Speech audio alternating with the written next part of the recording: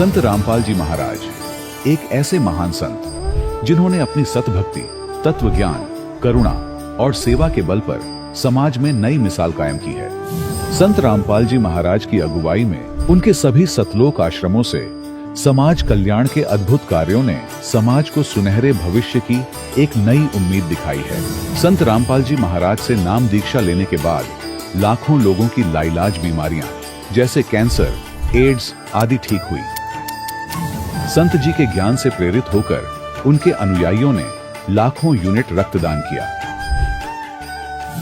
संत जी ने लाखों बहन बेटियों का दहेज मुक्त विवाह करवाया।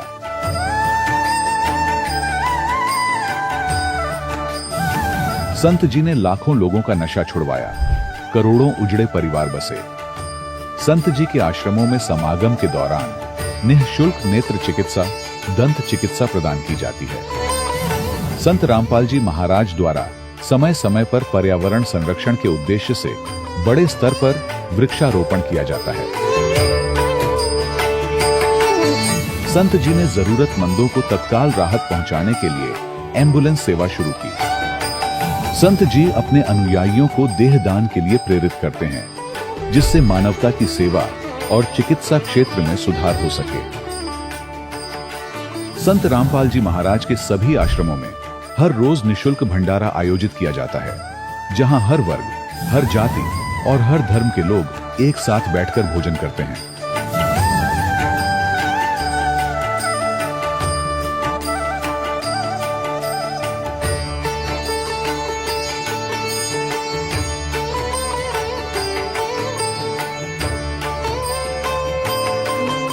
संत रामपाल जी महाराज की अन्नपूर्णा मुहिम ने गरीब और बेसहारा लोगों के जीवन में एक नई ऊर्जा और उम्मीद को जन्म दिया है। घर घर खाद्य सामग्री और जरूरी मदद पहुंचाकर संत रामपाल जी महाराज ने लोगों को दुख और मजबूरी से लड़ने की ताकत प्रदान की है।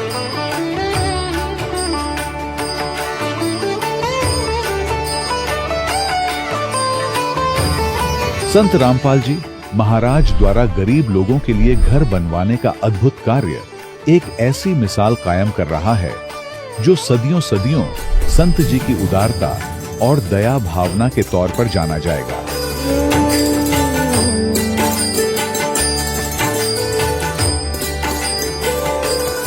संत रामपाल जी महाराज के आश्रम में हजारों बुजुर्गों को सम्मान और प्यार के साथ जीवन जीने का अवसर मिलता है। उनके खाने, रहने और स्वास्थ्य की पूरी जिम्मेदारी संत रामपाल जी महाराज उठाते हैं। अनाथ बच्चों के लिए संत रामपाल जी महाराज के सभी आश्रम किसी वरदान से कम नहीं। यहाँ उन्हें शिक्षा, संस्कार और भविष्य के लिए बेहतर अवसर प्रदान किए जाते हैं। चाहे बाढ़ हो, भूकंप या महामारी, संत रामपाल जी महाराज और उनके अनुयायी हमेशा ही जरूरतमंदों के लिए सबसे आगे खड़े रहते हैं। कोविड महामारी के दौरान संत रामपाल जी महाराज के आश्रमों से करोड़ों लोगों के लिए भोजन, दवाइयां और जीवन रक्षक सामग्रियां उपलब्ध कराई गई। चाहे गरीब की मदद हो या किसी शोषित और पीड़ित वर्ग के हक और सम्मान की लड़ाई, संत रामपाल जी महाराज ने हमेशा ही उनकी दबी आवाज को सरकारों तक पहुंचाया है और उन्हें उचित न्याय दिलवाने में अहम भूमिका अदा की है। समाज में आध्यात्मिक और सामाजिक मूल्यों के प्रति जागरूकता लाने में संत रामपाल जी महाराज हर कदम पर मानवता के सच्चे सेवक साबित हुए हैं। संत रामपाल जी महाराज का जीवन हमें सिखाता है कि सच्ची सेवा वही है जो निस्वार्थ भाव से की जाए। आइए हम भी इस महान सेवा के कार्य में इस महान संत से जुड़ें और संत रामपाल जी महाराज से नाम दीक्षा लेकर अपने जीवन को धन्य बनाएं।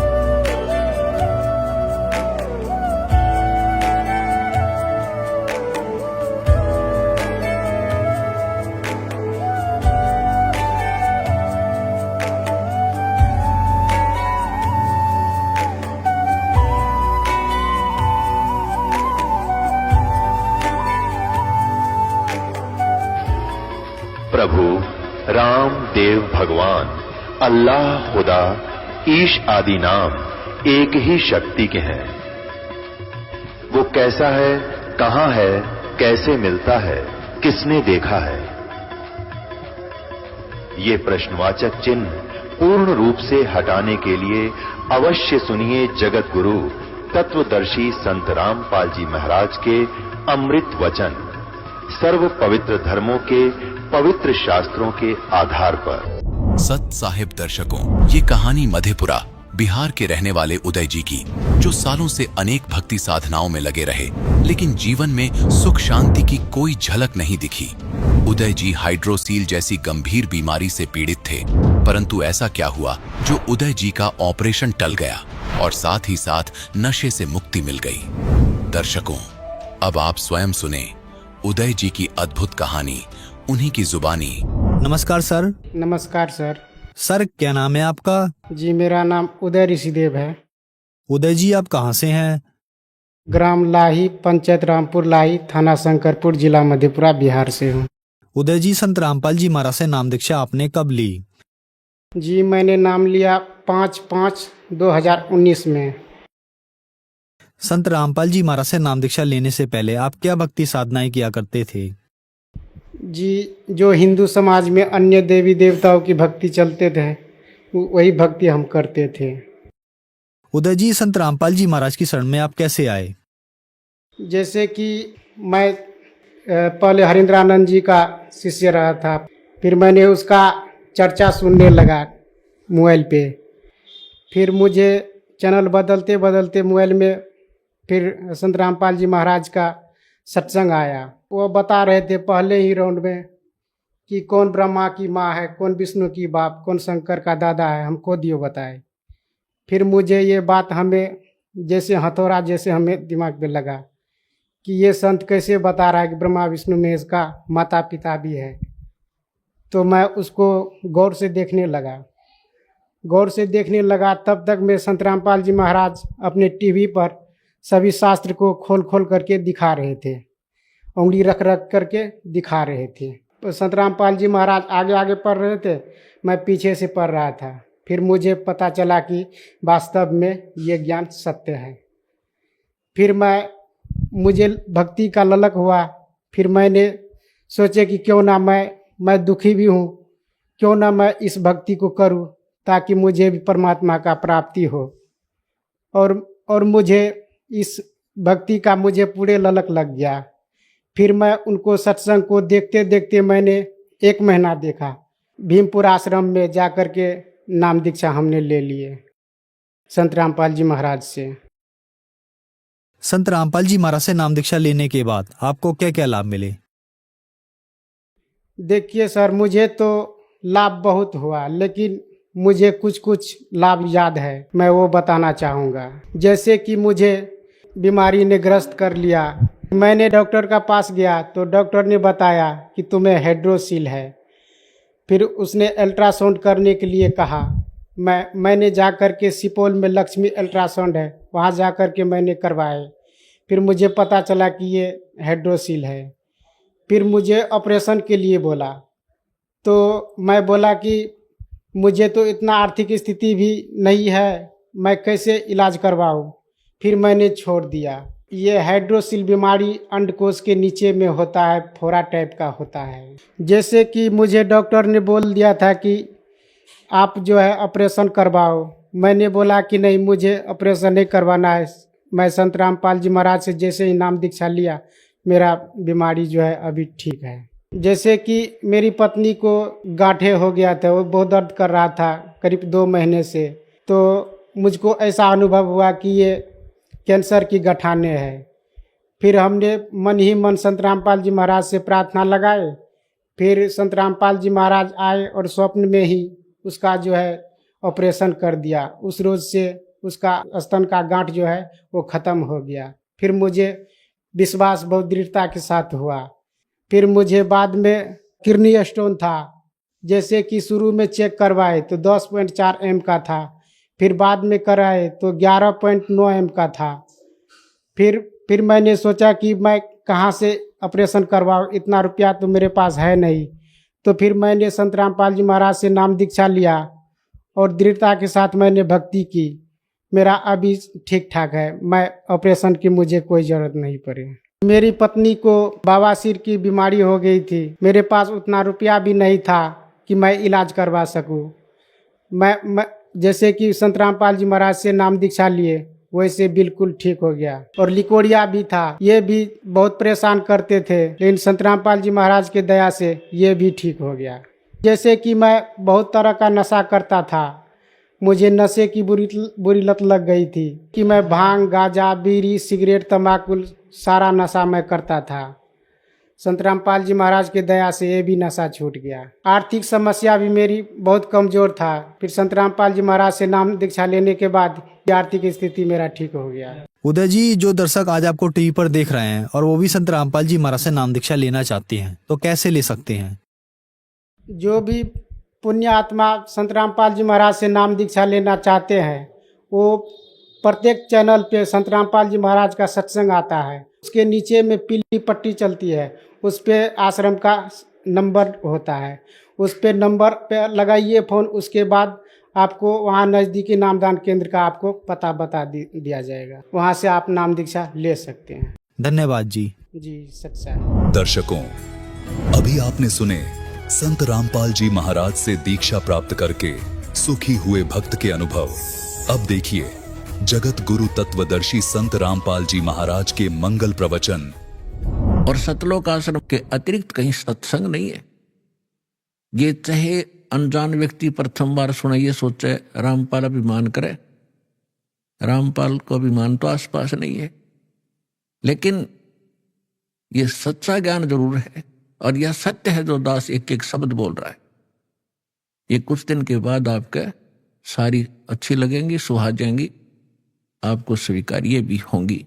जब ये आपकी भांग उतर जाएगी, काल की अज्ञान आपका हट जाएगा। तो जो प्रसंग चल रहा है वहीं आते हैं कि वो परमात्मा सतलोक में रहता है, वहां से चलकर आता है। अच्छी आत्माओं को जो दृढ़ भक्त होते हैं उनको मिलते हैं तो क्या करते हैं? उनको तत्व ज्ञान से परिचित कराते हैं, अपने से परिचित कराते हैं और सचखंड सतलोक लेकर जाते हैं। फिर उनको वापस छोड़ देते हैं ताकि ये मेरे गवाह बने। अपना आत्माओं वेद बताते हैं भगवान ऐसी लीला करता है, और जिनको परमात्मा मिले उन महापुरुषों ने यही बताया है कि भगवान ऐसी लीला करते हैं। और वो परमात्मा है कौन जिसको हम पहचान सकें कि भगवान कौन है? तो जिन महापुरुषों के दास ने शुभ नाम अभी आपको गिनाए थे, उनमें से इन महापुरुषों ने सभी ने परमात्मा की गवाही दी है, एफिडेविट दिया है।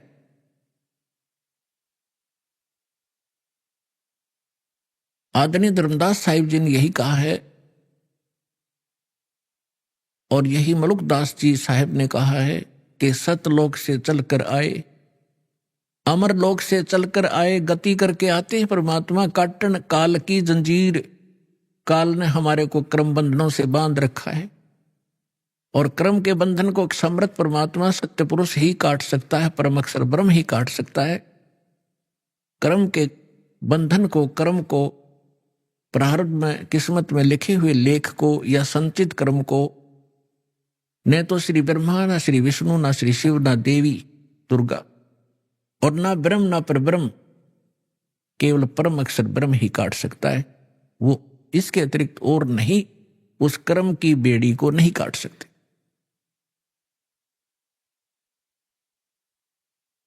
तो सभी महापुरुषों ने बताया है। अजब नगर में ले गए, गरीबदास जी कहते हैं अजब नगर में ले गए। नगर, नगर का अर्थ क्या है? क्या प्रकाश प्रकाश होता है? सब जानते हैं नगर में क्या होता है। वहां सारे महल होते हैं, मनुष्य होते हैं, बाजार होते हैं, सब कुछ होता है। अजब नगर में ले गए हमको सतगुरु आने। सतगुरु, गरीबदास जी सतगुरु कह रहे हैं, वो परमेश्वर थे। जल के बिंब अगाध गति हम सूते चादर ताने। हमको परमात्मा आकर लेकर गए अजब नगर में, बहुत ही अनोखे शहर में ले गए, सतलोक में। और वहां जाने के बाद हमें पता चला सारी कहानी का, हम कौन कौन हैं, कहाँ फंसे हैं और यहां वापस कैसे आ सकते हैं अपने लोक को। अब उस ज्ञान से परिचित होकर के गरीबदास जी कहते हैं हम तो अब निश्चिंत हो गए, हमें सतगुरु मिल गए। सतगुरु मिल गए तो सत्संग भी मिलेगा, सत्संग के साथ साथ भक्ति विधि मिलेगी जिससे हम वहां जा सकते। तो गरीबदास जी कहते हैं हम तो अब चादर तान के सोगे, कति बेफिक्र होगे, हमारा मोक्ष निश्चित है। तो पुण्यात्माओं, आज इस दास से जो दीक्षित होते जा रहे हैं वो चादर तान के सो जाना, आपका मोक्ष निश्चित है।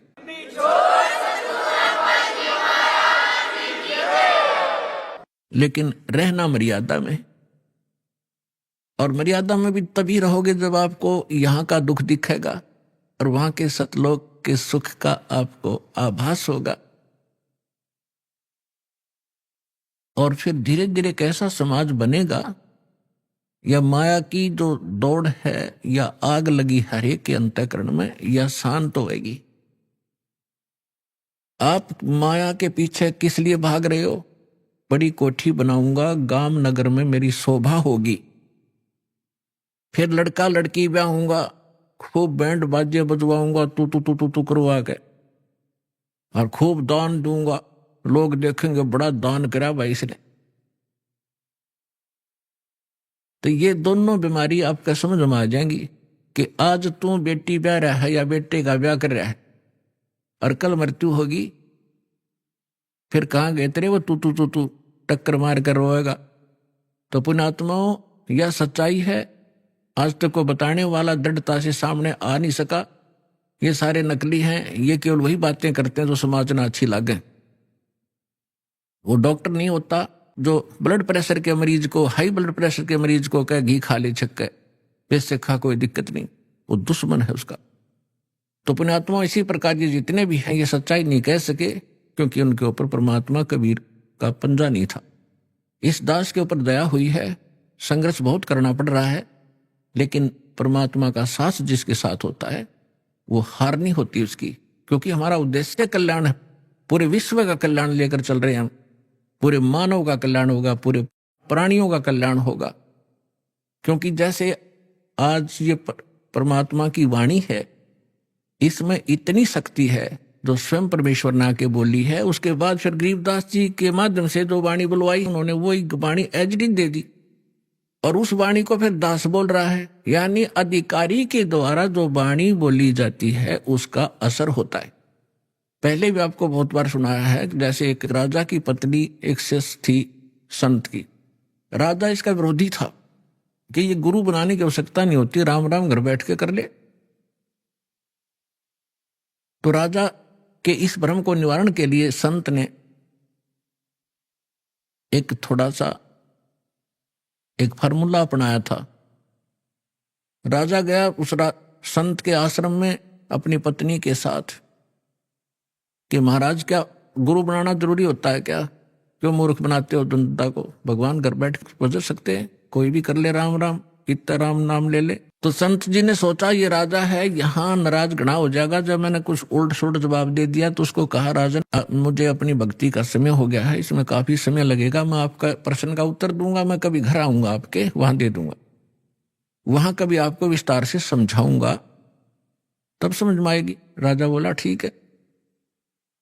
दिन निश्चित हुआ, राजा बैठ गया सिंहासन पर जच के, संत के लिए आसन लगवा दिया। आने की इंतजार थी कि कब आएंगे संत, अभी आने वाले हैं। सामने सैनिक बॉडीगार्ड खड़े थे, वजीर खड़े थे, कुछ बैठे थे। जब संत पहुंचे वहां पर और वहां उपस्थित सभी सैनिक जो खड़े थे उनको कहा संत ने कि ए सैनिकों, ए सिपाहियों, इस व्यक्ति को अरेस्ट करो। राजा की तरफ संकेत किया। अब वो सिपाही सोच रहे थे ये मंदबुद्धि व्यक्ति क्या बकवास कर रहा है। उस संत ने दूसरी बार फिर कहा, तीसरी बार फिर कहा, लेकिन कोई टस से मस नहीं हुआ। राजा ने सोचा इसका दिमाग खराब हो गया इस संत का, ये मेरा राज हथियाना चाहता है। राजा ने कहा कि इसको अरेस्ट करो, सैनिकों को। यही शब्द उसने बोले, यही वो संत बोल रहा था। राजा के कहते ही उस संत को 4-5 सिपाहियों ने आके जकड़ लिया। अगले आदेश की इंतजार थी, अब इसका करें क्या। तब संत ने कहा कि हे राजन, तुम घर आए व्यक्ति का ये ऐसा ही सलूक करते हो क्या। राजा ने कहा कि आप क्या कर रहे थे, कि मैं आपके प्रश्न का उत्तर दे रहा था कि आपका प्रश्न ये था, क्या हम खुद भक्ति नहीं कर सकते, गुरु की क्या आवश्यकता है। राजा ने कहा ये खाक उत्तर दिया तेने। बकवास करने लग गया कि नहीं सुनो ध्यान तक, मुझे छुड़वाओ पहले। राजा ने कहा छोड़ दो, ने छोड़ दिए। कि जिस प्रकार जो शब्द मैंने बोला कि इसको अरेस्ट करो, ये टस से मस नहीं आपके सैनिक, और आपने वही शब्द एक बार कहा था, मुझे 4 ने पकड़ लिया आकर के। तो आपके वचन में शक्ति है, आपके बोलते ही ये क्रियावान हो गए, और वो शक्ति जो आप वाली है वो राजनीति वाली मेरे पास नहीं है। मेरे पास शक्ति है अध्यात्म की। ठीक इसी प्रकार जो वचन मैं बोलूंगा, परमात्मा की शक्ति सब पर कार्यवान हो जाएगी, और आप कहते रहना उसका कोई असर नहीं होगा। इसी से आप समझ लेना।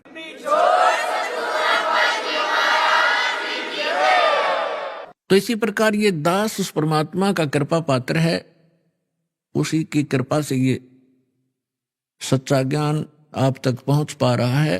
तो इस दास के उस परमात्मा से निकली वचन का आदेश और फिर इस दास के मुख से आगे चलेगा, ये सर्व प्राणियों का कल्याण करेगा। इसका तरीका देखो, परमात्मा ने कैसा एक अनोखा तरीका अपनाया है। कैसे चिप बनवा दी, मेमोरी कार्ड जिसको कहते हो, टेलीविजन प्रोजेक्टर बनवाए, इंटरनेट, वेबसाइट, यूट्यूब बनवा दी।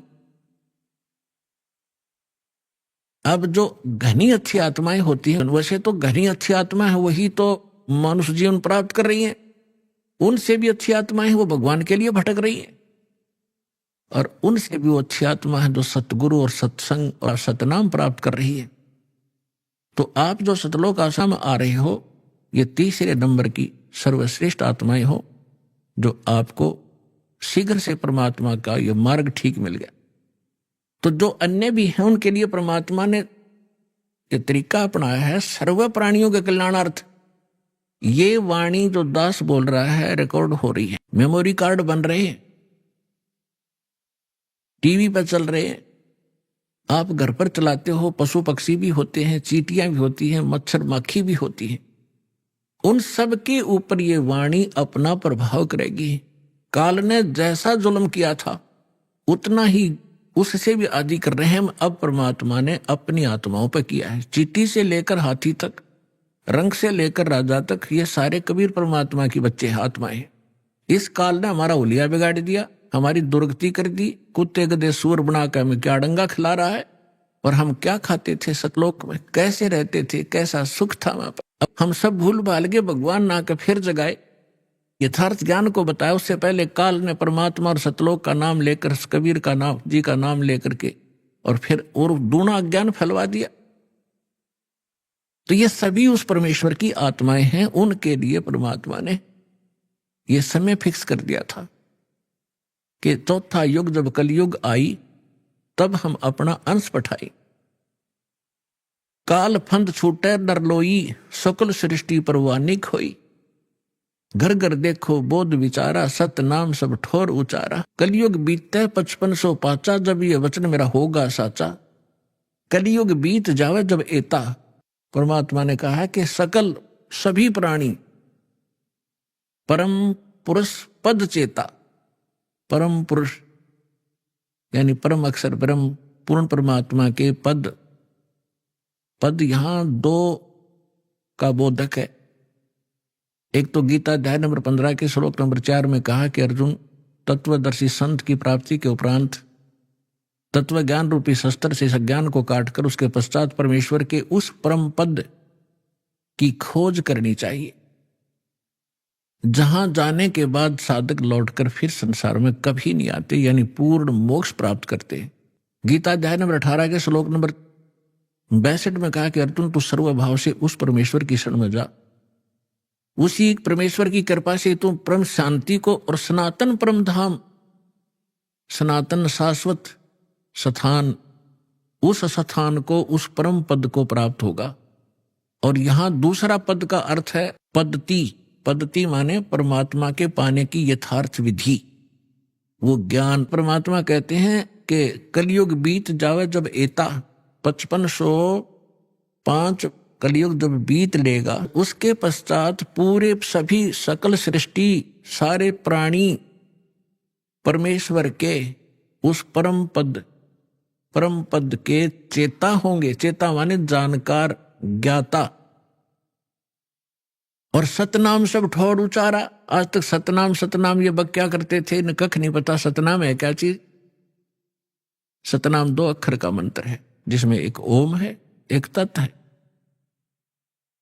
ये मूल मंत्र है जो दास आपको देता है। जैसे इन कमलों में बैठे जितने भी देवता हैं, ये अधिकारी हैं यहाँ के। तो हम अपने लोग को तभी जा सकते हैं जब हम यहाँ सब के नो डू सर्टिफिकेट ले लेंगे, क्लियरेंस मिलेगी। हम इनके ऋणी हैं, तभी हम यहाँ बांध रखे इन्होंने। तो प्रथम जो मंत्र आपको दिया जाता है 7 नाम का है। ये पहले 5 नाम का शुरू किया था परमेश्वर ने, धीरे धीरे आने वालों ने वो खत्म कर दिया, वो वैसे और नाम सेलेक्ट कर लिए। तो ये मूल मंत्र है। ये प्रथम मंत्र भी मूल मंत्र है और सतनाम भी मूल मंत्र है और सार नाम ये मूल मंत्र है। मूल मंत्र का अर्थ है, अब जैसे हम विष्णु जी के 1000 नाम बना रखे, सहस्रनामा, और शंकर भगवान के बहुत से मंत्र बना रखे हम, जिनका जाप किया करते थे लोक वेद के आधार से। उनसे कोई लाभ होने वाला नहीं था। जैसे भैंसे को भैंसा करते रहे, ओ भैंसा राम, भैंसा साहब, वो कतई नहीं सुनेगा। एक बार न्यू कर दे हुर्र, वो न्यू देखेगा। वो उसका मूल मंत्र है उस भैंसे का, वो विवश है उसके। तो ये मंत्र ये हमारे तक पहुंचे नहीं दिए। ज्ञानियों ने अपने लोक वेद दंत कथा सुना के वो मंत्र देते रहे, ओम नमः शिवाय, ओम नमः भगवते वासुदेवाय, इस तरह अटपट करते रहे। या ओम सतनाम, ओंकार, रंकार, ये अटपट, ये कोई मंत्र है? ये है वो मूल मंत्र। इसी प्रकार ये सतनाम है, ये भी मूल मंत्र है। इनसे प्रभाव ज्यादा पड़ता है, एकदम सतर्क हो जाते हैं और तुरंत ही हमारी तरफ आकर्षित होते हैं ये शक्तियां। और तीसरा मंत्र है वो तो अनमोल मंत्र है, सारनाम जिसे कहते हैं। इसकी तो आज तक छींट भी नहीं लगने दी थी परमात्मा ने। जितने भी महापुरुष हुए हैं सबको परमात्मा ने सतर्क कर दिया था, सारा ज्ञान समझा के कि हमारा और काल का एक संघर्ष चल रहा है। जब 5505 वर्ष बीत जाएंगे कलयुग के, उससे पहले इसको डिस्क्लोज नहीं करना। धर्मदास साहिब जी से कहा था, धर्मदास मेरी लाख दुहाई, ये सार शब्द और ये मूल ज्ञान तो दास साहब को बता रहे, ये है मूल ज्ञान। 33 अरब ज्ञान हम भाखा, 33 अरब वाणी बोली, और मूल ज्ञान हमने गुप्ती रखा है। ये है मूल ज्ञान जो दास को दिया है।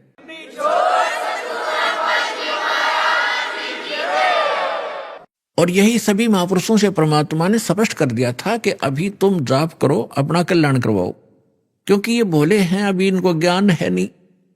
आप ये नाम सुना दोगे, आने वाले समय में काल के दूत भी यही मंत्र देते मिलेंगे सभी को, तो हम भिन्नता कैसे बताएंगे नकली और असली की? तो वो तो महापुरुष थे, जैसा कि वेदों में लिखा है कि परमात्मा वहां से सतलोक से चलकर आते हैं, दृढ़ भक्तों को मिलते हैं। दृढ़ भक्त, श्रेष्ठ आत्माएं दृढ़ भक्त, ये सभी दृढ़ भक्त थे। इन्होंने आगे जुबान नहीं खोली किसी को ये मंत्र बता दूं। उदाहरण के लिए जैसे आप भाई बाले वाली एक जन्म साखी है, जिसको पूरा सिख धर्म एक विशेष आदर और विशेष प्रमाणित ग्रंथ मानते हैं कि बाला और मर्दाना के साथ गुरु नानक देव साहिब जी की जो वार्ता हुई वो सारी ज्यों की त्यों लिपिबद्ध है। उसमें एक समुद्र की साखी आती है, यानी समुद्र का प्रकरण है कि बाला और मर्दाना ने गुरु नानक देव जी से कहा था कि गुरुदेव हमने श्रीलंका नहीं देखी, वो दिखाओ। आंखें खोली, आंखें बंद की तो समुद्र के किनारे खड़े हो गए। समुद्र पर के जाके परली पार जाना था श्रीलंका में। तो नानक साहब जी ने कहा कि तुम वाहिगुरु वाहिगुरु करते हुए मेरे पीछे पीछे आ जाओ। इस समुद्र पर ऐसे चलने लगे जैसे थल पर चलते हैं, जमीन पर। उसी समय नानक साहब जी ने उस सतनाम का उच्चारण शुरू कर दिया, 2 अक्षर का, और उस मर्दाने ने वह नकल कर ली कि हम तो वाहिगुरु वाहिगुरु जप रहे हैं और गुरु जी 2 नाम का जाप अलग से है, वो जाप कर रहे। उसने जो ही वो मंत्र जाप करना शुरू किया 2 अक्षर का, मर्दाने ने जो नानक साहब जी जप करते हुए जा रहे थे वो समुद्र में डूबने लग गया। तब नानक साहब जी ने कहा कि मर्दाना, गुरु की नकल नहीं करनी चाहिए, बहुत हानि हो जाती है। जो मैं कहूं ऐसे करो, तुम्हारा इसी में कल्याण है।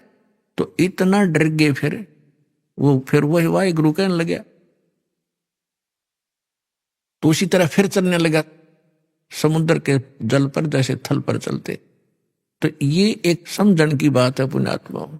उन महापुरुषों को सख्त हिदायत थी परमात्मा की कि इसको किसी को बताना नहीं।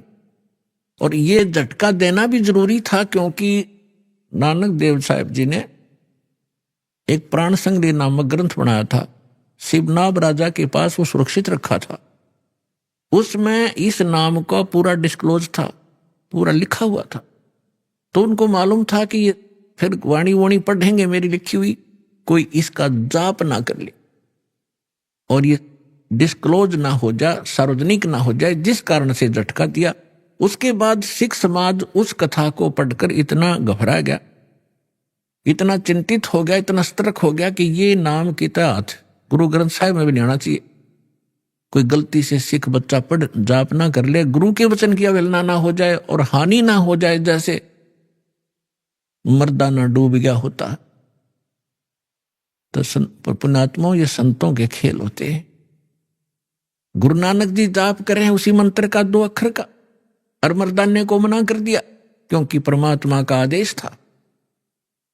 और जो विधि ये संत बताकर गए हैं, जैसे गरीबदास जी, धर्मदास जी, नानक साहब जी और ये जितने भी महापुरुष, ये परमात्मा से परिचित हुए। इन्होंने जो वाणी बोली ये परमात्मा की वाणी के तुल्य ही असर करती है। तो पूरे सिख समाज में वाणी का पाठ, भंडारे आदि उसी समय शुरू कर दिए। वाहिगुरु वाहिगुरु जाप करते हैं। Who is Waheguru? वाहिगुरु कौन है? इसके विषय में गरीबदास साहब ने कहा कि झांकी वेख कबीर की, नानक कीती वाह, और वह सिखा के गल पड़ी कौन छुटावे था। नानक साहब को परमात्मा मिले थे जिंदा महात्मा के रूप में, जब वो बेई नदी में स्नान करने प्रतिदिन जाते थे, सुल्तानपुर शहर के पास, जहां वो एक राजा के यहाँ नौकरी करते थे मोदी खाने की। तो वहां नानक साहब जी ने बेई नदी में डुबकी लगाई स्नान करने के लिए, तो वहां से अदृश्य कर दिया, अंतर्धान कर दिया, और कहीं और सुरक्षित ले जाकर के उनका शरीर रख दिया। आत्मा को निकाल कर सतलोक लेकर गए। वहां जाकर देखा कि जो बाबा जी नीचे से आया था ये खुद भगवान है। जो महात्मा नीचे से आए थे खुद अमर पुरुष है, सतपुरुष है, ये अकाल पुरुष है। और वहां जाकर देखा कि सिंहासन के ऊपर, जहां परमात्मा का सिंहासन है, वहां उनका अन्य रूप था, अन्य तेज था शरीर में, करोड़ सूर्य मिला दे करोड़ चंद्रमा से।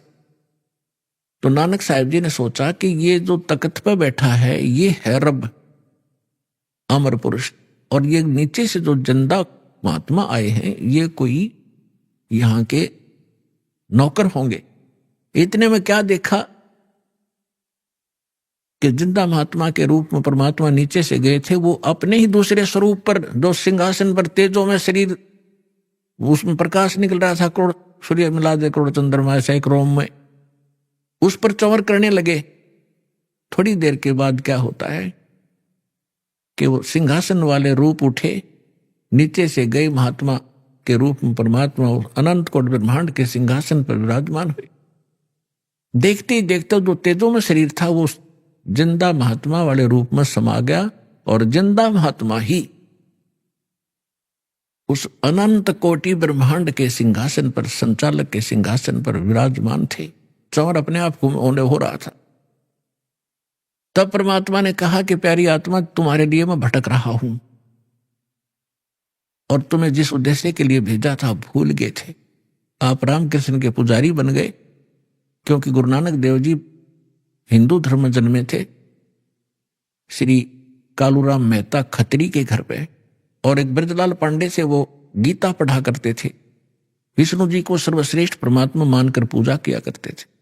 तब परमात्मा ने उनको ब्रह्मा विष्णु महेश की सतीथि बताई, अपना सामर्थ्य दिखाया और कहा कि मैं नीचे रहता हूं, अब वर्तमान में प्रचार करने गया हुआ हूं सच्चे ज्ञान का, और काशी के अंदर मैं धानक रूप में, जुलाहे रूप में रहता हूं और सतनाम बिना मोक्ष नहीं हो सकता। आपको सतनाम दूंगा, वहां आ जाना। इस प्रोसीजर में 3 दिन बीत गए। सारा ब्रह्मांड दिखाए, ब्रह्मा विष्णु महेश के लोक दिखाए। उधर से नानक साहब जी को मृत जान लिया गया था और सब चिंतित थे।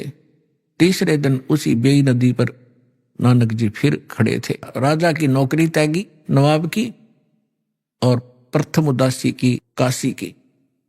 जब वहां एक तो वहां देखा सतलोक के अंदर झांकी परमात्मा की, क्यों हो, ये तो वही बाबा नीचे से आकर खुद भगवान है। वाहे गुरु, क्योंकि ज्ञान सुनाया था परमात्मा ने उनको बहुत गना कि वाह गुरु। तो गरीबदास जी ने कहा है कि झांकी वे कबीर की, झांकी माने नजारा सतलोक का।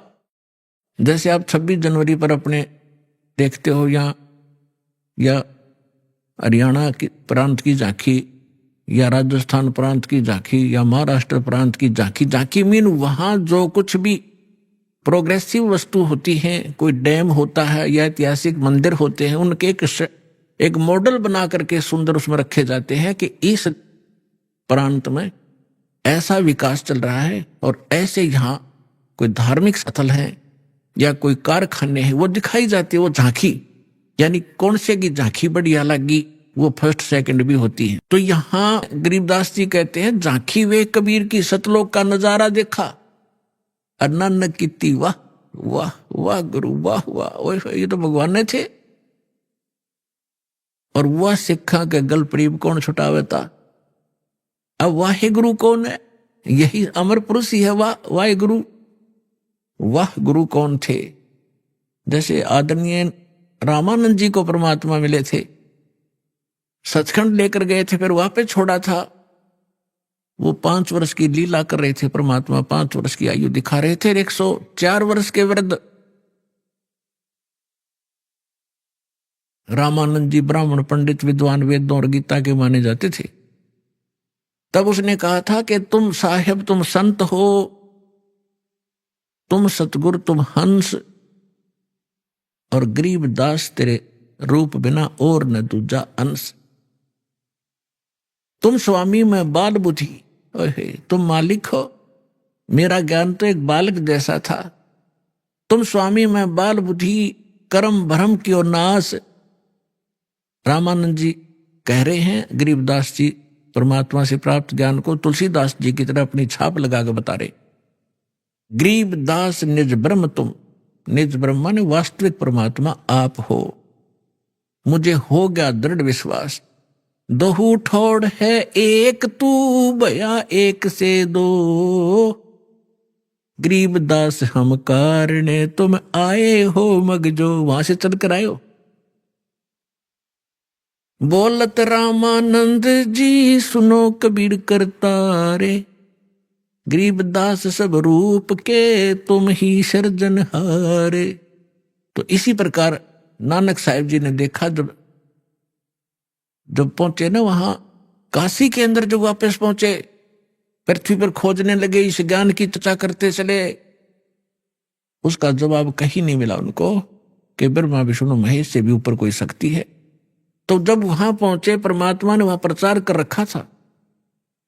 परमात्मा के ज्ञान से परिचित जो रामानंद जी के आश्रम में भगत मिले, उन्होंने 1 मिनट में सारी कथा सुना दी सचखंड सतलोक की। तो नानक साहिब जी ने कहा था कि हे परमात्मा, कहते फाई सूरत मुलुक की वेश ए ठगवाड़ा ठगी देश खरासी आना बहुता बार लोग धानक रूप रहा करता, तेरा एक नाम तारे संसार। ओए होए, नानक साहिब जी ने कहा कि तेरा एक नाम यो सतनाम तारे संसार में ए हो आस ए हो आधार। इसी आस में मैं आपके पास आया हूं, मेरा और कोई आधार रहा नहीं आपके ज्ञान से। तो कहने का भाव ये है कि दास जो कहना चाह रहा था आपको, ये कितना सीक्रेट मंत्र है। नानक साहिब जी ने आज उनके करोड़ों शिष्य हैं और उनके बाद 9 इनके गुरु साहिबान भी हैं। किसी के पास सतनाम की छींट नहीं लगी, इनके पास सतनाम नहीं था। पुण्यात्माओं, क्या गुरु नानक देव जी अन्य महात्मा हमारे दुश्मन थे? हमारे परम मित्र थे। उन्होंने ऐसा तरीका बता दिया, दान धर्म ये यज्ञ करवानी शुरू करवा दी। इससे मोक्ष नहीं हो सकता, लेकिन मनुष्य शरीर मिलता हुआ आ रहा है आपको, और मनुष्य शरीर से मनुष्य शरीर में आता है प्राणी छोड़कर, तो उसमें आस्था रहती है भगवान की, उसका नेचर भी अच्छा रहता है। अभी आपने सुने संत रामपाल जी महाराज के मंगल प्रवचन। आइए अब सुनते हैं संत रामपाल जी महाराज से नाम दीक्षा लेकर सतभक्ति करके अद्भुत लाभ प्राप्त करने वाले अनुयायी के विचार। दर्शकों, ये कहानी है रामपुर उत्तर प्रदेश की रचना चौधरी जी की, जो नवरात्रि के व्रत और शिव जी की आराधना के बावजूद समस्याओं से जूझ रही थी। लेकिन क्या कारण था जो रचना जी ने सभी पूजाओं को त्याग कर संत रामपाल जी महाराज से दीक्षा लेने का निर्णय लिया? और क्या नाम दीक्षा लेने के बाद इनके जीवन में कोई परिवर्तन आए? आइए सुनते हैं रचना जी की रहस्यमयी कहानी, उन्हीं की जुबानी। जी नमस्कार। हाँ जी भैया नमस्कार। जी क्या नाम है आपका? रचना चौधरी। रचना जी कहाँ से आए हैं आप? डिस्ट्रिक्ट रामपुर, गांव हमीरपुर, यूपी से। संत रामपाल जी महाराज से नाम दीक्षा लेने से पहले आप क्या भक्ति साधनाएं करते थे? हम संत रामपाल जी के जुड़ने से पहले हम देवी देवताओं की पूजा करते थे। हमारी नंसाल में एक बहुत बड़ा मेला लगता है धर्मपुर में, आज भी वहाँ बहुत बड़ा मेला लगता है। वहाँ पे देवी भी आती थी और मतलब सब लोग लोट पीट होते थे। वहाँ की पूजा मैं बहुत करती थी और नवरात्रि भी बहुत करती थी। शिव जी के मंदिर में जाती थी भूखी प्यासी, वहाँ की भी पूजा मैं बहुत करती थी। जो बताते थे उन सभी की पूजा करती थी। जो साधनाएं, जो भक्ति आप पहले कर रहे थे, उन सभी साधनाओं को छोड़कर के संत रामपाल जी महाराज जी से नाम दीक्षा क्यों लिया आपने? जी मेरी जहाँ शादी हुई थी वहाँ मतलब सब कुछ वैसे तो सब कुछ ठीक था, लेकिन वहाँ पे ग्रह कलेश बहुत था। ये समझ में नहीं आता था कि हमारे साथ ऐसा क्यों हो रहा है, क्योंकि जहाँ मेरी शादी हुई थी वहाँ मेरी सासू माँ के बेटा नहीं था, छोटी सासू माँ का बेटा ले रखा था। और वहाँ इतना कलेश रहता था क्योंकि मेरी फैमिली वाले भी मुझसे नफरत करते थे, क्योंकि उनके पास करोड़ों की संपत्ति थी और इसी वजह से वो भूत प्रेत बाधा भी छुड़ाते थे। और मेरी सास तो वैसे राधा स्वामी से जुड़ी थी, लेकिन मैं किसी से नहीं जुड़ी थी। मैं यही देवी देवता की पूजा करती थी। इस पूजा करते करते हमारा ट्रैक्टर बिक गया, रुद्रपुर का मकान बिक गया, गाड़ी बिक गई, सब कुछ बिक गया। इतना कलेश था कि मेरे हस्बैंड को लास्ट में मेरी मौसी सास ने घर से निकाल दिया कि तुम जाओ, हम तुम्हें रख नहीं सकते। मैं बहुत रोई, बहुत पैर पकड़े अपनी मम्मी के। मैंने मम्मी में पति के बिना कैसे रह पाऊंगी? बोले नहीं इसे जाना ही है। वो अपने पापा के पास चले गए थे और मैं इतनी परेशान थी, मेरा मन हट गया कि दुनिया में भगवान है। मैं रात को रोती हुई कहती थी, हे परमात्मा अगर तू धरती पे है तो मुझे मिल जा, वरना मुझे और मेरे बच्चों को दोनों को मौत दे दे। क्योंकि दिन भर बच्चे ये कहते मम्मी पापा से मिला दो, मम्मी एक बार फ़ोन करा दो। मैं रोती रोती सो जाती थी। मुझे कहीं कोई देवी देवता से कोई लाभ नहीं मिला, यहाँ तक कि मैं नंगे पैर चामड़ तक पे गई थी, जबकि मेरी सासू माँ मुझे कहीं नहीं जाने देती थी। मैंने वहाँ भी जाके पत्थरों पे नाक रगड़ी। मैंने हे देवी माता अगर तुम हो तो मेरे घर में शांति ला दो, वरना मैं बहुत परेशान हूँ। कहीं कुछ भी नहीं मिला। नवरात्रों की व्रत करी मैंने, मेरी सास ने मुझसे नफरत में आके मेरा दूध बंद कर दिया और लड्डू दे दिए। बोले इन देवी में कुछ नहीं है, तू राधा स्वामी में चल। मैंने मम्मी मुझे राधा स्वामी में नहीं जाना, घर में इतनी टेंशन होती है, तुम तो खुद राधा स्वामी की भक्ति करती हो तो शांति क्यों नहीं है? मैं इतनी थक गई थी सर, कहीं भी कोई लाभ नहीं मिला था। मैंने हार के सब कुछ छोड़ दिया था। मैं किसी को कुछ नहीं मानती थी, बस ऐसे ही जीती थी और अपने बच्चों से कहती थी अब पापा को भगवान जाने मिलेंगे न मिलेंगे, इस दुनिया में कोई भगवान भी नहीं है। नास्तिक की तरफ मैं बढ़ गई थी। मैं किसी को कुछ नहीं मानती थी, सब व्रत सब छोड़ दिए मैंने। देखिए, आपने अपने जीवन में बहुत सारे कष्ट देखे हैं और जो व्यक्ति अपने जीवन में उन कष्टों को अनुभव करता है वही व्यक्ति सही मायने में भक्ति और परमात्मा की वैल्यू को समझ सकता है। तो हम आपसे ये जानना चाहेंगे कि आपको इन सब कष्टों के बाद संत रामपाल जी महाराज के बारे में कैसे पता चला? हमारी गाय बीमार हुई थी, हमारी सासू माँ ने फ़ोन कराए थे। पड़ोस के गांव में संत रामपाल जी महाराज के भक्त हैं, लेकिन वो डॉक्टर थे। मैंने उन्हें फ़ोन करा था कि हमारी गाय को देखने आ जाओ, इसे पता नहीं क्या हो गया। जब मैंने डॉक्टर को फ़ोन करा था, वो आया था। वैसे वो हमें जानता था, सारी स्थिति हमारे घर के बारे में जानता था। और वो मुझसे एक बार बोला, आप भी इस ज्ञान गंगा पुस्तक को पढ़ो, एक संत रामपाल जी का शिष्य हूँ मैं। तो मैंने ऐसी किताब को खोला और मैंने उन्हें वापस दे दी। मगर मुझे गुरु पे विश्वास नहीं है, भगवान कुछ नहीं होता, घर में लड़ाई झगड़े शांत नहीं होती। इतनी देवी देवताओं की पूजा कर चुकी, तो अब गुरु ही क्या करेंगे। और वैसे भी राधा स्वामी के गुरु हैं हमारे घर में, मैं अब तीसरा गुरु नहीं बनाऊंगी। मैं देवी देवता की पूजा करती हूँ, ये राधा स्वामी करती हैं। अब रामपाल जी महाराज के शरण में मैं नहीं जाऊंगी, अपनी बुक ले जाओ। लेकिन उसने एक इतने प्यार से कहा था कि जहाँ इतनी लड़ाई झगड़े, इतना क्रोध, इतना मतलब तहलका मचता था कि हमने अगर सुबह को खाना खा लिया तो शाम को भी नहीं पता कि हमें रोटी मिलेगी नहीं मिलेगी। तो मैंने कहा इतना प्यार भर, इतने उससे कह रहे ले लेता हूँ, क्या जाता है। मैंने किताब ले ली और रात को भी मैंने जब उठाई और मैंने कहा अगर भगवान तुम सच में भगवान हो, धरती पाए हुए हो, तो इस किताब से मुझे मिल जाना। और ये ज्ञान अगर सच्चा है तो मेरे अंदर समा जाना, वरना मैं इस किताब के साथ ही मुझे कहीं भी भगवान की चाहत थी नहीं। मैं जब किताब खोल के मैं ऐसे चेक करी थी, उसमें आई थी सृष्टि रचना। और जब सृष्टि रचना मैंने पढ़ी थी, मेरी आंखों से आंसू निकलने लगे। हे भगवान, ये मनुष्य जन्म तो हमें सिर्फ भक्ति के लिए मिला था और हम तो बर्बाद हो गए देवी देवताओं के चक्कर में। हे परमात्मा, आपने अब तक ये ज्ञान छुपा के रखा है मालिक, अब मुझे पहले क्यों नहीं मिले। और मैं इतनी रोने लगी बहुत। मैंने वो किताब 8 दिन में पढ़ ली। मैं काम निपटाती उस किताब में चली जाती। मेरी सास कहने लगी क्या किस चीज़ में लगी रहती है, ना तू काम करती है ना कुछ। मैंने कहा मम्मी आप भी इस किताब को पढ़ो, इसमें तो राधा स्वामी, धन धन सदगुरु, जितने भी गुरु हैं सब के बारे में लिखा हुआ है कि शास्त्र अनुकूल भक्ति करो तभी हमें लाभ मिलेंगे। तभी तो मम्मी हमें लाभ नहीं मिलते, हमारा घर बिक गया, सब कुछ बिक गया। अब मेरी मम्मी को भी शायद लगा कि तेरी भक्ति भी गलत है। उन्होंने कहा चल तू मुझे पढ़ के सुना दे। मैंने कहा नहीं मम्मी, आप सो जाती हो, मैं दिन में थक जाती हूँ, मुझे तो ऐसे पढ़ने में अच्छा लगता है। उन्होंने फ़ोन लिया और चिप डाउनलोड कराई और उसी भगत को मैंने फ़ोन करा कि आप मुझे चिप दे जाओ। और इतना अच्छा भगत था, वो हमारी चिप भरवा कर दे गया। हमने जब 1 महीने सुना, 2 महीने सुना, मेरे अंदर इतनी कसक हो गई। हे संत रामपाल जी महाराज, आप मुझे बुला लो। मेरी सासू माँ तो मुझे मार्केट तक नहीं जाने देती, रामपुर मुरादाबाद नहीं जाने देती, हरियाणा कैसे जाएंगी। मैं रोने लगी। मैंने कहा हे परमात्मा, मेरे बहनों ही राधा स्वामी के पक्के वाले वो हैं, क्योंकि वो सत्संग करते थे, ये बुक उनके पास पहुंचा दो कैसे भी करके। लेकिन रात को ही मेरे पास अचानक फ़ोन आया कि रचना, एक संत रामपाल जी महाराज के भक्त हमें बुक देखेंगे ज्ञान गंगा, और वो तेरे बहनों ही पढ़ रहे हैं और वो शायद तेरे दुखों का हल हो। मैं कही दीदी इसमें तो मैंने इंटरव्यू पढ़े, इसमें तो बहुत कुछ अच्छा लिखा हुआ है। और सुबह मैं तैयार हुई और आश्रम पहुँच गई। वहाँ जाके मैंने देखा इतना मतलब इतनी नफरत करने वाली मतलब मेरी ससुराल थी। शायद मीरा के साथ इतना अत्याचार नहीं हुआ था जितना अत्याचार मेरे साथ हुआ था।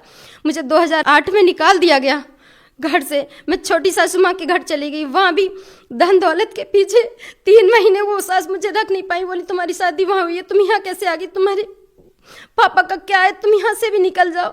मैं रोती रोती वहाँ से भी निकल आई। 2 साल मैं अपने मैके रही थी। लास्ट में मेरी सास, जिसकी मतलब जहाँ शादी हुई थी, बड़ी सासू माँ, वो लेकर आई थी। मैं बिना पति के रहती थी।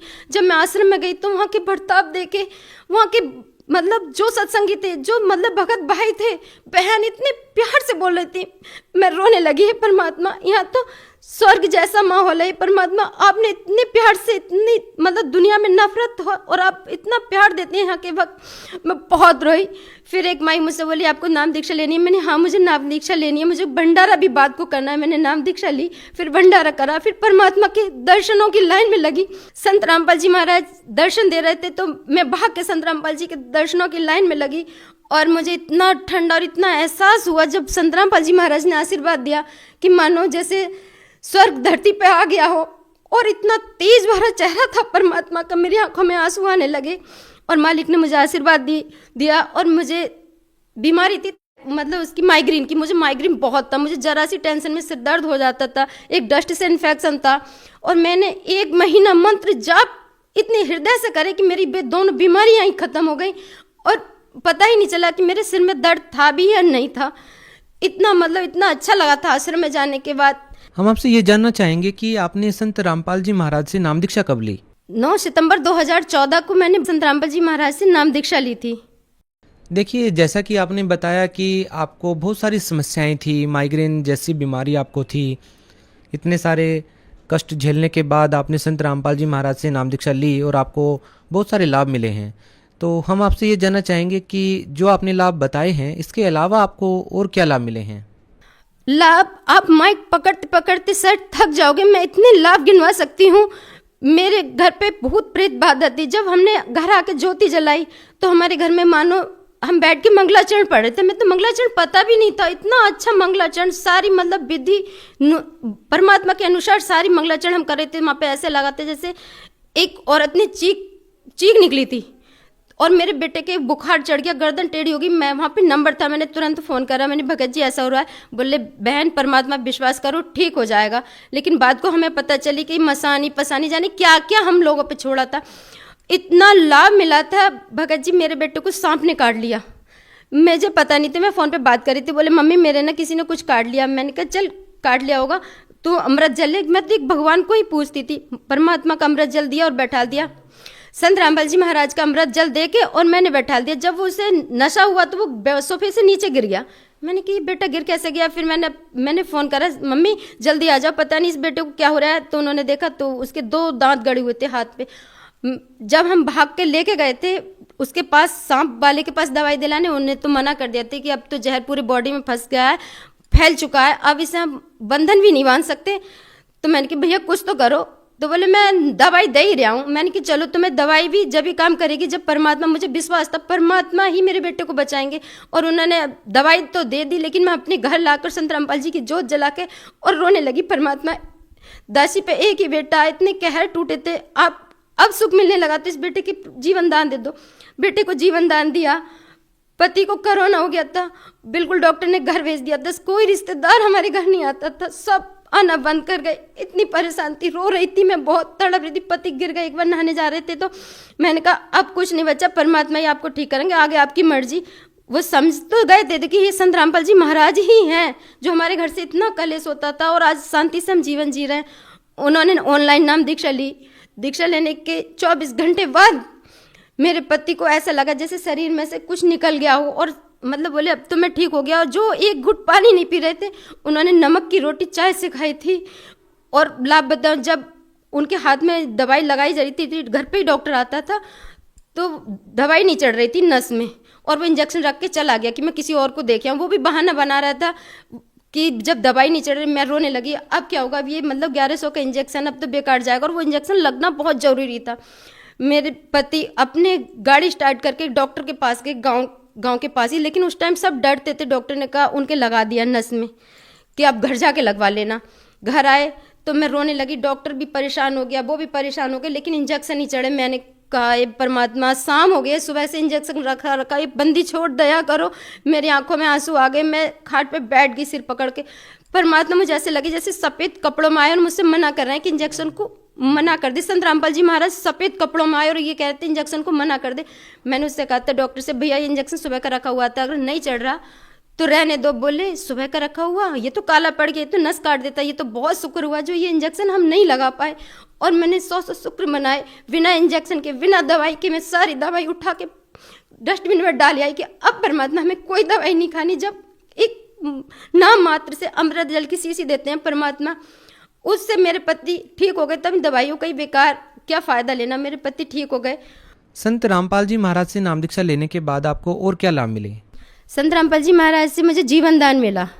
जब मैं घर पे रह रही थी, मैं टॉयलेट करने गई थी तो मुझे बहुत सारा पस आया। मैंने अपने भगत जी से बोला कि मुझे कोई बीमारी हो गई, और वो मुझे लेके मुरादाबाद गए। और मैं ऐसे नॉर्मल तरीके से ही चली गई, हाथ जोड़ के परमात्मा के, परमात्मा मुझे इन चीज़ों से बहुत नफरत होती है, बहुत घृणा आती है, ऐसी बीमारी मुझे मत लगाना। और जब हमारा अल्ट्रासाउंड हुआ था, डॉक्टर ने कहा था इनका अल्ट्रासाउंड करो। अल्ट्रासाउंड करते ही डॉक्टर ताज्जुब हो गया, क्योंकि ये पथरी मेरे ऑपरेशन के बाद डॉक्टर ने निकाली थी, लेकिन डॉक्टर भी ताज्जुब मान गया था, क्योंकि मैं ज्ञान गंगा अपने साथ लेके गई थी ऑपरेशन में, और अस्पताल में मैंने 2 पुस्तक निकाली थी ज्ञान गंगा की। और वो डॉक्टर कहता है ये बोल कैसे रही है, ये सेवा कैसे कर सकती है, इतनी तगड़ी मतलब पथरी निकली थी मेरे अंदर। सब अस्पताल वाले भी ताज्जुब थे। 3.5 घंटे में मेरा ऑपरेशन हुआ था, और 9 टाँकों का मेरा ऑपरेशन था। ये लाभ तो मुझे जीवन दान दिया था, क्योंकि मैं घर जोत जला के संत रामपाल जी महाराज से प्रार्थना कर गई थी, परमात्मा मुझे जीवन दान और दे दो, मुझे भक्ति के लिए जीवन दान चाहिए, मुझे किसी लिए नहीं चाहिए, क्योंकि मैं परमात्मा से बहुत विश्वास करती थी, संत रामपाल जी महाराज पे इतना विश्वास करती थी। और वहीं अस्पताल में उन्होंने, मेरी मम्मी ने भी नाम ले रखा था संत रामपाल जी महाराज से, उन्हें साक्षात दर्शन दिए थे। ऑपरेशन थिएटर के बाहर एकदम परमात्मा प्रकट हुए और मम्मी ने दंडवत करा, लेकिन मेरी ससुराल वाले तो कह रहे थे ये क्या कर रही हैं, लेकिन मेरी मम्मी को विश्वास था और मुझे विश्वास था। और इस पथरी के कारण, इतनी मोटी पथरी थी, पूरे अस्पताल में सब देखने आए थे कि पित्त की थैली फटने के बाद, लीवर पे सूजन होने के बाद AK सिंह डॉक्टर है, वो तो तब ताज्जुब में हो गए कि ये बच कैसे गई। तब मैंने उन्हें बताया मैं संत रामपाल जी महाराज से नाम दीक्षा ली हुई हूँ, वो ही हमारी मौत को टाल सकते हैं, वरना पूरे विश्व में मौत को टालने वाला नहीं है। डॉक्टर ने भी मुझसे यही कहा था, अपने इष्ट का नाम लो, मक्की संत रामपाल जी महाराज की जय बोले। ये जय बोल कैसे रही है। और मुझे ऑपरेशन करते करते मुझे होश भी आ गया था, तब मुझे दोबारा फिर नशा दिया गया। सारे रिश्तेदार ताज्जुब थे, मेरी मम्मी को बहुत विश्वास था। ये लाभ तो मुझे जीवन दान का मिला था।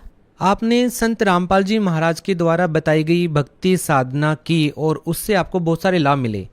कुछ लोगों का कहना है कि संत रामपाल जी महाराज देवी देवताओं की भक्ति छुड़वाते हैं, इस बारे में आपका क्या कहना है? नहीं, वो देवी देवताओं की पूजा नहीं छुड़वाते। हम मंदिर में जाते थे, शिव जी पे लोटा चढ़ाते थे, तब क्यों नहीं हमें लाभ हुए। वो शिव जी के अलग जाप बताते हैं, शेरा वाली की अलग भक्ति बताते हैं, उनकी भक्ति शास्त्र अनुकूल है, तभी तो हमें लाभ मिल रहे थे। वरना हम तो पहले देवी देवता की पूजा कर रहे थे, तब लाभ क्यों नहीं मिले, तब हमारे घर में गृह कलश क्यों नहीं शांत हुआ। और जब उनकी भक्ति करी तो सब शांत होते चले गए, लाभ भी मिलते रहे। और सबसे बड़ा लाभ तो मुझे 84 लाख योनि में से मोक्ष का रास्ता मिला, वरना इस जीवन को खत्म करने के बाद तो हम कुत्ते गधे इन्हीं योनि में आने थे। सबसे बड़ा लाभ तो मुझे ये मिला कि मुझे मोक्ष का रास्ता मिला। हमारा सवाल आपसे ये भी है कि महिलाओं का शौक होता है कि वो हार श्रृंगार करे, सज धज कर बाहर निकले, लेकिन संत रामपाल जी महाराज अपने अनुयायियों को सादगीपूर्ण तरीके से रह कर के भक्ति करने की सलाह देते हैं, निर्देश देते हैं, आदेश देते हैं। इस बारे में आपका क्या कहना है? देखो, वो हर श्रृंगार के लिए इसे मना करते हैं क्योंकि इनसे कोई फायदा नहीं। इनसे ना हम सिंदूर लगाते थे, बिंदी लगाते थे, चूड़ी पहनते थे। जिस गांव में मैं रहती हूँ, हमीरपुर में, करवा चौथ वाले दिन 2 पति खत्म हुए थे और वो पत्नी व्रत रख रही थी। अगर करवा चौथ में ताकत थी तो उनके पति क्यों नहीं बचे। और वो इतनी सजी हुई थी, जब उनकी बॉडी आई वो अपने हाथ को छुपा रही थी, अपने आप को छुपा रही थी। मुझे पक्का का यकीन था अगर वो संत रामपाल जी की शरण में होती और चाहे वो बिल्कुल मेकअप नहीं करती, बिना श्रृंगार के होती, तो उनके पति ऐसे नहीं जाते। सच्ची भक्ति करने से ही पति की उम्र होती है, ना कि करवा चौथ करने से, ये हार श्रृंगार लटकाने से होता है। इसलिए संत रामपाल जी महाराज कहते हैं भक्ति करो, इस पर कुछ नहीं रखा। भगत समाज को आप क्या संदेश देना चाहेंगे? मैं भक्त समाज को संदेश तो नहीं, एक विनती करना चाहती हूँ। जिन लोगों ने मेरे साथ विरोध करा था, वो उन लोगों से मैं हाथ जोड़ के कहती हूँ, आप भी संत रामपाल जी महाराज का सत्संग देखो, बुक देखो। हर जगह एक संत रामपाल जी महाराज का ऐप चलाया हुआ, उसे खोलो और सत्संग सुनो, ज्ञान को समझो। ये नहीं कि बिना ज्ञान के आप ज्ञान समझो। आपको गलत लगे तो आप किसी से, संत रामपाल जी महाराज के भक्त से, किसी से भी ज्ञान चर्चा कर सकते हो। फिर आपको लाभ ना हो तो कहना। और यही कहती हूँ, यही मनुष्य जन्म बचा लो, वरना मनुष्य जन्म मिलने वाला नहीं है। ये मनुष्य जन्म बहुत मुश्किल से मिलता है।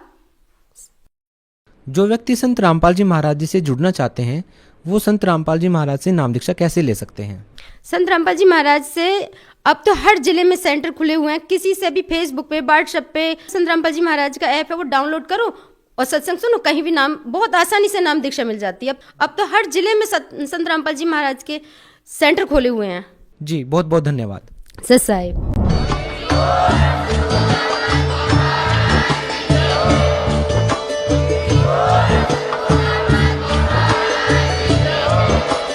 आप सुन रहे थे जगत गुरु तत्वदर्शी संत रामपाल जी महाराज जी के मंगल प्रवचन। अधिक जानकारी के लिए विजिट कीजिए हमारी वेबसाइट www.jagatgururampalji.org। संत रामपाल जी महाराज जी के शुभ आशीर्वाद से पूरे विश्व भर में 500 से भी ज्यादा नाम दीक्षा केंद्र हैं, जिन पर संत रामपाल जी महाराज जी द्वारा ऑनलाइन निशुल्क नाम दीक्षा दी जा रही है। अपने नजदीकी नाम दीक्षा केंद्र का पता करने के लिए संपर्क करें 8222880541।